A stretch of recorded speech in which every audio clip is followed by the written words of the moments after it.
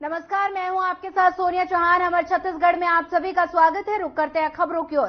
26 दिसंबर को सिखों के 10वें गुरु गोविंद सिंह के 4 बेटों अजीत सिंह, जुझार सिंह, जीरावर सिंह और फतेह सिंह की वीरता और बलिदान को याद किया जाता है। प्रधानमंत्री नरेंद्र मोदी ने 9 जनवरी 2022 को गुरु गोविंद सिंह के प्रकाश पर्व के दिन 26 दिसंबर को वीर बाल दिवस मनाने की घोषणा की थी और इसी को लेकर बिलासपुर में गुरु गोविंद सिंह की कहानी पर बनी फिल्म भी प्रदर्शित हुई और इसी को लेकर हमने एक रिपोर्ट तैयार की है। देखिए हमारी ये खास रिपोर्ट।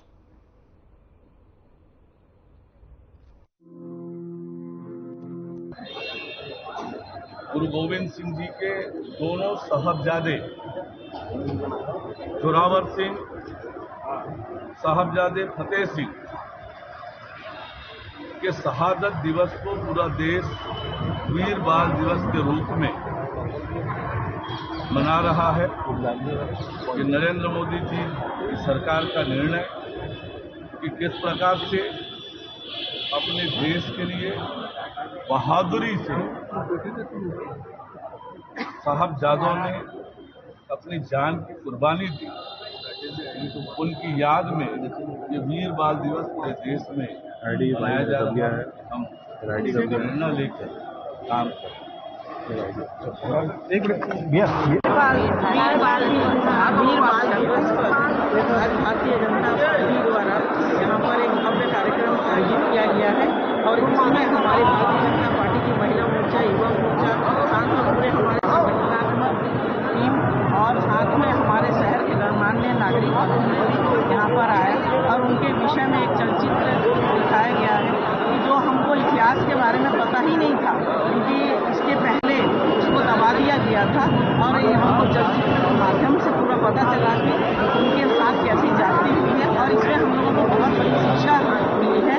क्योंकि समाज में अगर हम रहते हैं तो हमारा जो धर्म है वो छोटे से बच्चे अपने धर्म के लिए अपनी जान देंगे, तो ये बहुत बड़ी शिक्षा है और बाल दिवस का इससे अच्छी श्रद्धांजलि और कहीं नहीं हो सकती और आदरणीय नरेंद्र मोदी जी ने इसकी पहल की है, तो इसके लिए हमारी पूरी समाज के सभी लोग और हमारी पार्टी के सभी लोग बहुत बहुत आभार व्यक्त करते हैं और हमेशा हर वर्ष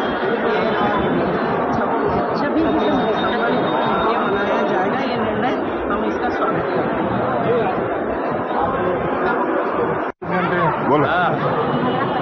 आज जो सर्वस्वदानी सर्वंशदानी देख ही नहीं रहे मुझे गुरु महाराज दिखाया गया है। ये केवल कहानी नहीं है, ये जो आप सभी इस दिखाया गया है। मंडे को उन्होंने अपना ये त्याग दिया, अपना सर्वस्व त्याग दिया, लेकिन अपने धर्म को नहीं। तो यह हमारे धर्म के प्रति हमें अपने आप से अडिग रहने की प्रेरणा देती है और साथ ही किसी भी प्रकार के जुर्म को सहने की ये हमें मना करता है कि किसी भी प्रकार का जुर्म किसी से सहना। सवेरे नवाब वजीर खां के कचहरी में प्रस्तुत किया, डराया, धमकाया और लालच भी दिया, पर जिस वीरता और बहादुरी से अपने धर्म के प्रति निष्ठावान रहे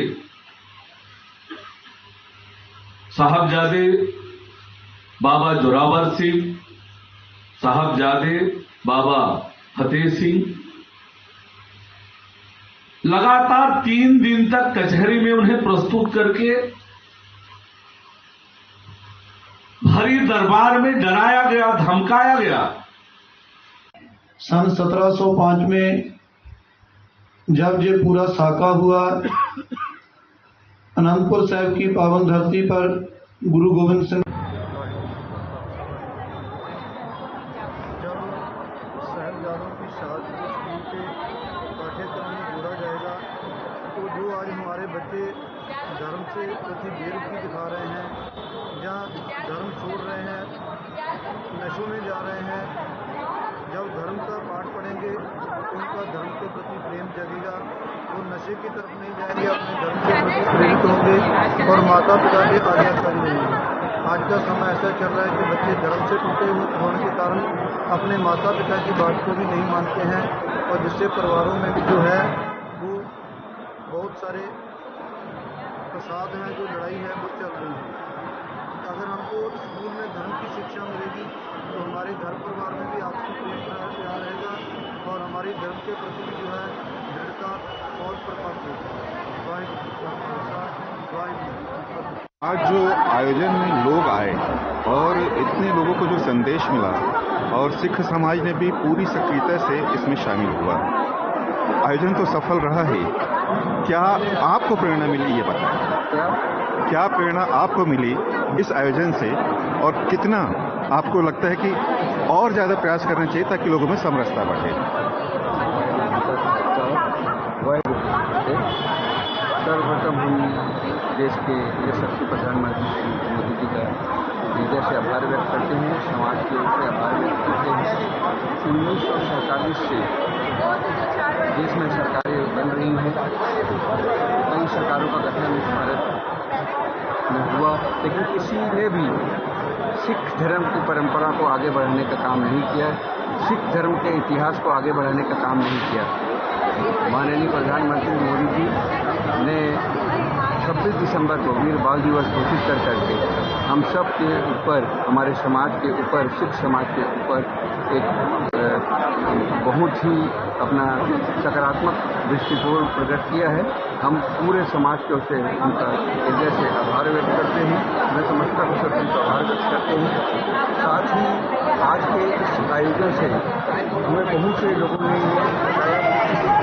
धर्म की कुर्बानी हमको पता ही नहीं था, जो कि आज चलचित्र के माध्यम से यहाँ पर हमने देखी।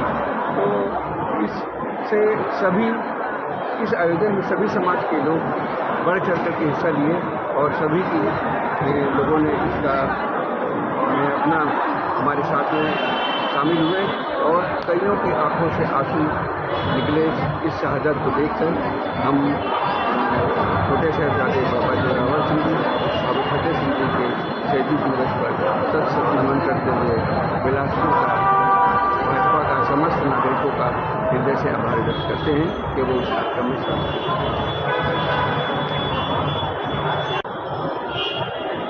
वाहिगुरू जी का खालसा, वाहिगुरू जी की फतेह। पार्टी मैं ये कहना चाहता हूँ कि जो हमारे शासन ने एक सोच दी है, एक कदम उठाया है कि हमारे श्री गुरु गोविंद सिंह जी के लफ्ज़े जिगर, उनके साहिबजादों की याद में ये जो वीर बाल दिवस का नाम रख के उन्होंने अपना संदेश दिया है। मैं सरकार का तहे दिल से बहुत बहुत आभार करता हूँ। इस दिशा में एक सोच आई, पर हमारे मन में एक बात ये ज़रूर है कि देखिए, हम साहिबजादों को बाबा कह के कहते हैं, बाबा अजीत सिंह जी, बाबा जोधार सिंह जी, बाबा जोरावर सिंह जी, बाबा फतेह सिंह जी। तो इसलिए कहते हैं कि उनकी जो सूझ थी, उनकी जो मन की अवस्था थी ना, वो बहुत ऊँची थी।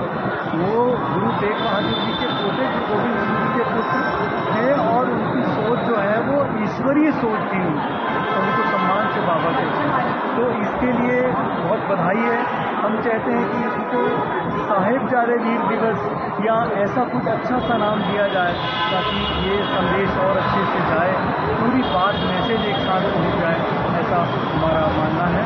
और हम पूरी संगत इससे पूछे कि इस बारे में सोच आई कि साहिबजादों की शहादत को किस तरीके से याद किया गया। हम सभी का, पूरी शासन का, मोदी जी का, सभी का बहुत बहुत धन्यवाद करते हैं। बहुत अच्छा सा बहुत बहुत धन्यवाद। उन्होंने हाथ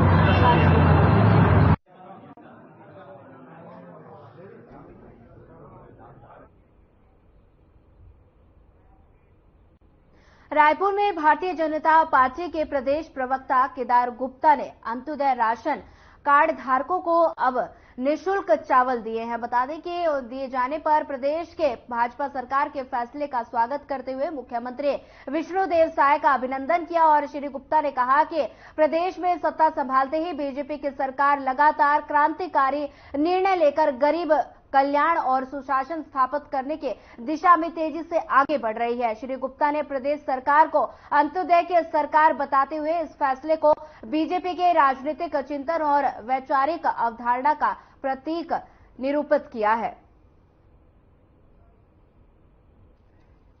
भाजपा की माननीय विष्णुदेव साय जी की सरकार ने आज एक अहम फैसला लिया है।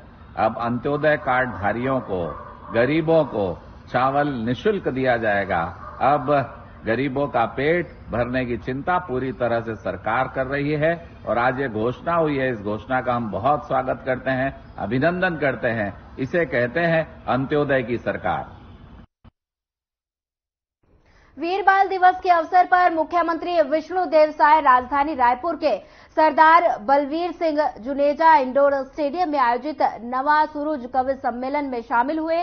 मुख्यमंत्री ने छत्तीसगढ़ महातारी और बलिदानी और वीर साहिबजादों के छायाचित्र पर माल्यार्पण कर कार्यक्रम का शुभारंभ किया। वहीं कार्यक्रम में विष्णुदेव साय समेत अतिथियों ने कवि सम्मेलन का आनंद लिया और बता दें कि देश के प्रख्यात कवि पद्मश्री डॉक्टर सुरेंद्र दुबे और विश्वास के पंक्तियों को दर्शकों का मन मोह लिया। वहीं कवियों के वीर श्रृंगार और हास्य रस की कविताओं से पूरा स्टेडियम झूम उठा। वहीं कवि सम्मेलन में मनवीर मधुर, गोविंद राठी, सपना शर्मा ने अपनी मौलिक रचनाओं का वाचन किया। वहीं इस दौरान उप मुख्यमंत्री अरुण साव, विजय शर्मा, कैबिनेट मंत्री बृजमोहन और अग्रवाल समेत विधायक धर्मलाल कौशिक भी उपस्थित रहे।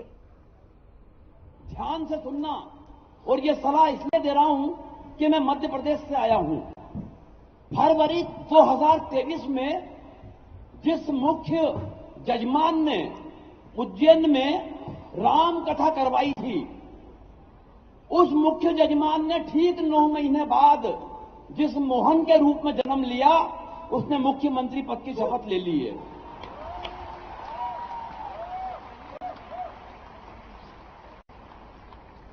तो वो आपके अंदर जो शब्द जाएंगे न जाने आपकी कब दिशा बदल दें।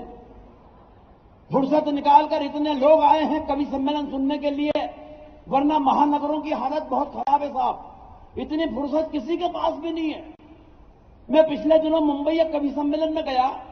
कवि सम्मेलन के अगले दिन जब जुहू बीच पर घूमने गया तो मैंने देखा एक महिला एकांत में बैठकर दहाड़े मार के रो रही। मैं उसके पास गया, सहानुभूति पूर्वक तरीके से उसके कंधे पे हाथ रखा। मैंने कहा, बहन जी क्या बात है, क्यों रो रही हैं? तो वो उछलकर खड़ी हो गई, आंसू पोंछ लिए। बोले कुछ नहीं भाई साहब, पिछले महीने पति ने मारा। मैंने कहा पिछले महीने मारा और आप आज रो रही हैं? बोले फुर्सत ही नहीं मिली। मैं कहना यह चाहता हूं कि महानगरों में रोने की फुर्सत नहीं है, मगर आप हंसने के लिए फुर्सत निकाल के आए हैं। मैं आपको प्रणाम करता हूं। अच्छा है गोविंद, अच्छा है वाकई कुमार भैया, फुर्सत का ये आलम है। मेरी पत्नी एक दिन अपने काम में व्यस्त, मैं अपने काम में व्यस्त, न उसे फुर्सत न मुझे फुर्सत। अचानक उसने मेरी तरफ कोई काम उछाला। मैंने कहा देख, आज काम मत बता देना, आज मुझे मरने की भी फुर्सत नहीं है। मेरा अंदाज में पलट के बोली, आज मर भी मत जाना, मुझे रोने की फुर्सत नहीं है।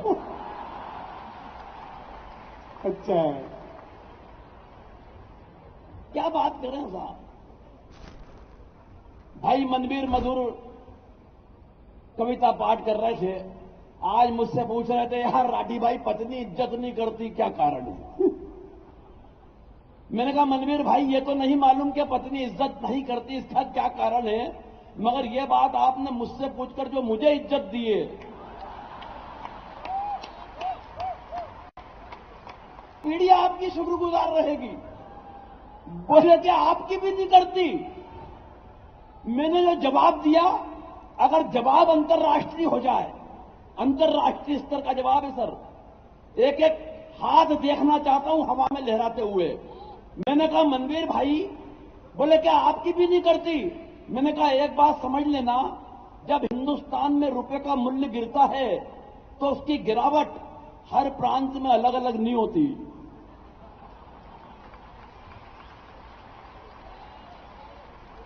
समझ रहे हैं लोग? बोले सही बताओ भाई साहब, क्यों नहीं करती?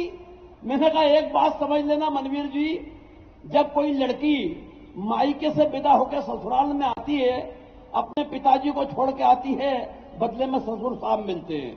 मां को छोड़ के आती है, बदले में सासू मां मिलती है। बहन को छोड़ के आती है, बदले में ननद मिलती है। भाई को छोड़ के आती है, बदले में देवर मिलता है। मगर ऐसा क्या छोड़ा कि तुम और मैं पल्ले पड़े? बोले भाई साहब ऐसा तो कुछ भी नहीं छोड़ा। मैंने कहा फिर एक बात समझ ले भाई, जो चीज फोकट में मिली है उसकी इज्जत कौन करेगा? तो हम तो फोकट वाले हैं। आतंकवादियों की बात कर रहे थे। यहां मैं देख रहा हूं कि सिख समाज के लोग बैठे हुए हैं और 4 बेटों का जिक्र किया गया। मैं जवाबदारी की 4 पंक्तियां आपको समर्पित करता हूं। स्वागत है गोविंद। 4 पंक्तियां एक बार तालियां बजाई समाज के लिए साहब, जिसका हिंदुस्तान पर बहुत कर्जा है। हर सरदार भगत सिंह सा प्यारा दिखाई देता है। वाह। हर सरदार भगत सिंह सा प्यारा दिखाई देता है। कुछ बोले तो गुरु नानक का जयकारा सुनाई देता है। और उस वक्त भला मैं अपना सर झुक जाने से कैसे रोकूं? मुझको तो हर एक पगड़ी में गुरुद्वारा दिखाई देता। बहुत सुंदर, क्या बात है। आतंकवादियों का जिक्र कर रहे थे मेरे भाई। सर आतंकवादियों की कोई गलती नहीं है, मैं ये मानता हूं। कोई गलती नहीं आतंकवादियों की। क्या गलती बेचारों की? इस हिंदुस्तान की मिट्टी की, जमीन की गंध ही इतनी सौंधी है कि बेचारे पैदा तो कहीं पे होते हैं लेकिन मरना यहां आके चाहते हैं। ये दिक्कत है। और हम आतंकवादियों की क्या बात करें जब हमारे ही देश में एक आवाज आ जाती है कि भारत तेरे टुकड़े होंगे। देखिए ये वीर रस के कवि हैं, ये अपने हिसाब से बात करते हैं। मैं हास्य व्यंग का कवि हूं। मुझे मिल गया तलवार घुमाते हुए, भारत तेरे टुकड़े होंगे। मैंने आवाज लगाई, मैंने कहा यहां। बोले क्या भाई साहब? मैंने कहा क्या करेगा? बोले भारत के टुकड़े। बहुत बारीक बात कह रहा हूं, समझ जाओ तो बताना। मैंने कहा क्या करेगा? बोले भारत के टुकड़े। मैंने कहा मूर्ख, वो तो हम 75 बरस पहले ही कर चुके हैं। हाय हाय हाय हाय, वाह वाह वाह वाह वाह। अभी एक बात बता, 500 रुपए कमाना चाहता है तो उसने तलवार मेरे पांव पे रख दी। बोले हाँ भाई साहब। मैंने निकाला जेब से एक 2000 का नोट। मैंने कहा ये ले। बोले भाई साहब छुट्टे नहीं है। मैंने कहा एक काम कर, बाजार जा छुट्टे करा के ला। 500 तू रख, 1500 मुझे लाके दे। 1 घंटे बाद पसीने में तरबतर लथपथ होके वापस आया। बोले भाई साहब कोई नहीं तोड़ रहा। मैंने कहा मूर्ख, अब एक बात समझ ले, जिस नरेंद्र मोदी के बनाए हुए एक कागज के टुकड़े के जो टुकड़े नहीं करा पाया, उसके हिंदुस्तान के टुकड़े तो करा दे।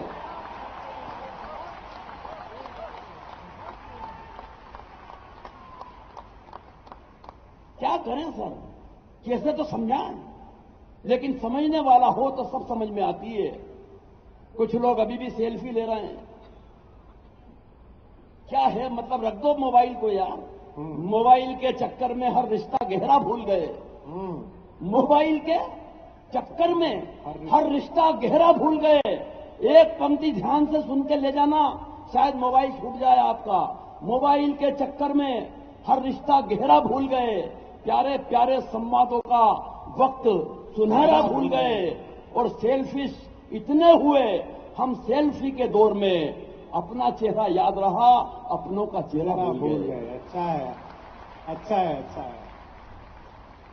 वो शमशान वाली सुना दे। अब मैं इस लायक हो गया कि आप थोड़ी सी बात, जैसा कि मेरी भूमिका बनाई गई है कि मैं एक व्यंग्यकार हूं। सामने बड़े आदरणीय लोग बैठे हुए हैं, सभी को प्रणाम कर रहा हूं। 2 पंक्ति में अगर व्यंग्य पहुंच जाए तो जाप के मुझे बता देना, तीसरी पंक्ति आप तक खुद पहुंच जाएगी। सुनिएगा, हिंदुस्तान में चुनाव 2 चरण में होते हैं। सुन के बता देना, जितने लोग यहां बैठे हुए हैं मुझे शुरू करवा देना व्यंग्य के लिए। हिंदुस्तान में चुनाव 2 चरण में होते हैं। पहले चरण में नेताजी आपके चरण में होते हैं।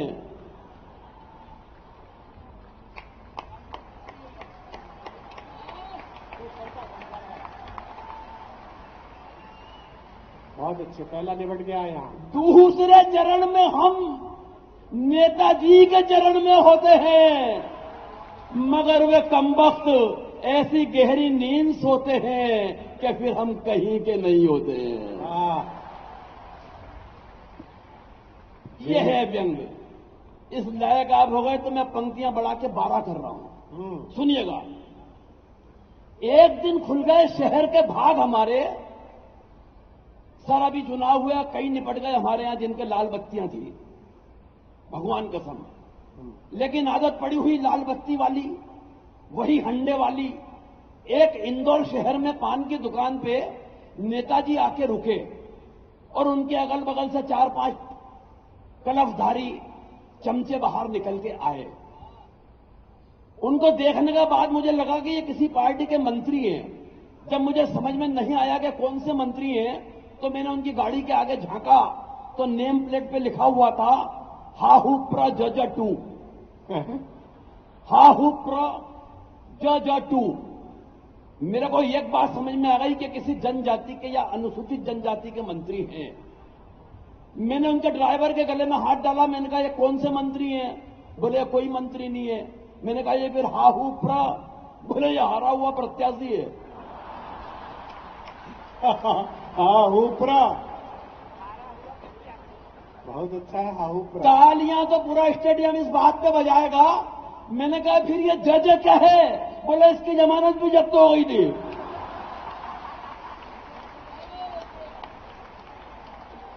हाहू प्र जज, सर ऐसे ऐसे रखे हुए हैं। बहुत अच्छा था ये तो, सही बता रहा हूं, बहुत अच्छा था। भगवान कसम। नहीं, राहुल जी की मैं कोई बात नहीं करूंगा यहां से। देखो उनकी बदनसीबी ये है कि उनका जन्म हुआ 19 जून 1970 को और उसी दिन फिल्म मेरा नाम जोकर रिलीज हुई। ये बहुत कटु सत्य बता रहा हूं, एक दुर्लभ संयोग है ये, राहुल जी की गलती नहीं है। एक बहुत बड़ा संयोग और बता रहा हूं।